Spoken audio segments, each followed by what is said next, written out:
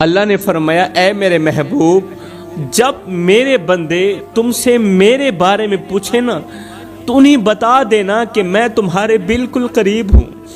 یہ فرمان ہم جیسے غفلت میں ڈوبے ہوئے لوگوں کے چہروں پر ایک تھپڑ مارتا ہوا کہتا ہے کہ تم جن سہاروں کے پیچھے بھاگ رہے ہو وہ سہارے تم سے دور ہیں، بہت دور ہیں، اور جس سہارے کو تم نظر انداز کر رہے ہو وہ رب تمہارے سب سے قریب ہے۔ جو قریب ہے اسے نظر انداز کیوں کر رہے ہو؟ وہ بہت قریب ہے۔ یہ قرب ہمیں یہ بھی بتاتا ہے کہ اب بہانے نہیں چلیں گے، کیونکہ جس رب سے تم چھپنا چاہتے ہو وہ تمہاری نیت سے بھی واقف ہے، وہ تمہاری تنہائی سے بھی واقف ہے۔ ایک دن حضرت موسیٰ علیہ السلام نے اللہ کی پاک بارگاہ میں عرض کی، یا باری تعالیٰ تو کہاں ہوتا ہے؟ بتا تو صحیح تو کہاں ہوتا ہے؟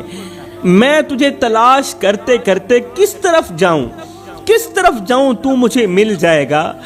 موسیٰ علیہ السلام کی یہ بات سن کر اللہ رب العالمین نے یہ نہیں فرمایا کہ میں پہاڑوں پر ہوتا ہوں، اللہ تعالیٰ نے یہ نہیں فرمایا کہ میں عبادت گاہوں میں ہوتا ہوں، میں مسجدوں میں ہوتا ہوں، میں مندرگاہوں میں ہوتا ہوں، نہیں، فرمایا اے میرے موسیٰ میں تو ٹوٹے ہوئے دلوں کے پاس ہوتا ہوں۔ زندگی میں کبھی ٹوٹا ہوا انسان، بکھرا ہوا انسان، زمانے کا ستایا ہوا انسان تجھے ملے نا تو اس کے ساتھ بیٹھ کر اس سے اس کا حال چال پوچھ لینا، اس کے دکھڑے سن لینا، اس کے قریب بیٹھ جانا، اس کے قریب بیٹھ کر پھر پکا یقین کر لینا کہ میں اپنے رب کے بالکل قریب ہوں۔ آج لوگ اللہ کے بندوں کے دل توڑ کر حج کرنے جا رہے ہوتے ہیں، امت کا خون نچوڑ کر حج کرنے جا رہے ہوتے ہیں۔ ایسے لوگوں کے بارے میں میرے کریم نبی نے پتہ ہے کیا فرمایا ہے؟ میرے نبی نے فرمایا کہ ایک شخص بڑا لمبا سفر طے کر کے مکہ میں آئے، گرد اس کے چہرے پر ہو، بدن تھکن سے ٹوٹ چکا ہو، قدموں میں چھالے پڑ چکے ہوں، مگر صحابہ یاد رکھنا اس بدقسمت انسان کی دعا قبول نہیں ہوگی۔ حالانکہ جہاں وہ رکتا تھا 2 رکعت نماز نفل ادا کرتا تھا، ہاتھ اٹھا کر گر گڑاتا تھا، آنکھوں سے آنسو بہاتا تھا، ان تمام چیزوں کے باوجود بھی نہ اس کا سفر قبول ہوا، نہ اس کی دعا قبول ہوئی۔ یہ سننا ہی تھا کہ صحابہ کرام چونک گئے۔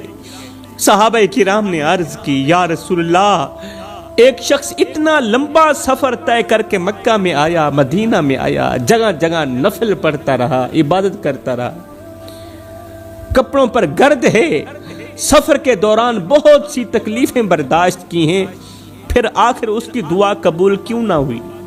آخر اس کا سفر قبول کیوں نہ ہوا؟ میرے کریم نبی نے فرمایا اس لیے کہ اس کے پیٹ میں حرام ہی حرام ہے، حرام کے پیسوں سے کھاتا ہے، حرام کے پیسوں سے پیتا ہے، غریبوں کا خون نہ چھوڑتا ہے، میری امت کے خون سے کھیلتا ہے، اور سب سے بڑی بات یہ ہے کہ جو کپڑے پہن کر یہ حج کرنے آیا ہے وہ کپڑے بھی حرام کے پیسوں سے خریدے گئے، کیونکہ جب رزق ناپاک ہو جائے تو عبادت نہیں رہتی بلکہ صرف حرکت بن جاتی ہے، اور بندے کا اپنے رب سے رشتہ اتنا کمزور ہو جاتا ہے، اتنا کمزور ہو جاتا ہے کہ آنسو بھی قبولیت کے دروازے تک نہیں پہنچ پاتے۔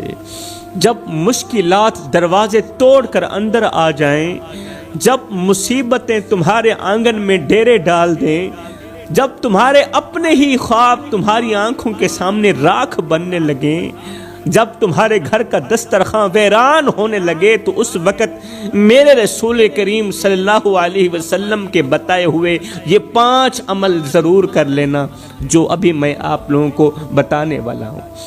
یہ وہ فرمان رسول ہے جو صدیوں سے ٹوٹے ہوئے دلوں کا سہارا بنتا آیا ہے، جو مایوس زندگیوں میں امید کی شمع روشن کرتا آیا ہے۔ یہ وہ فرمان ہے جو آپ کے نصیب کے بند دروازے کھول دے گا۔ آپ نے دیکھا ہوگا کہ کچھ لوگوں کے چہرے مطمئن اور روشن نظر آتے ہیں، جب بھی ان لوگوں کو دیکھو تو ان کے چہرے ہمیشہ کے لیے روشن اور مطمئن نظر آتے ہیں، جبکہ کچھ کے چہروں پر رونے کے سوا کچھ نہیں ہوتا۔ ایک وہ لوگ ہیں جن کے چہرے ہمیشہ کے لیے روشن اور مطمئن نظر آتے ہیں، دوسرے وہ لوگ ہیں جن کے چہروں پر رونے کے سوا کچھ نہیں ہوتا، آنسوں کے سوا کچھ نظر نہیں آتا۔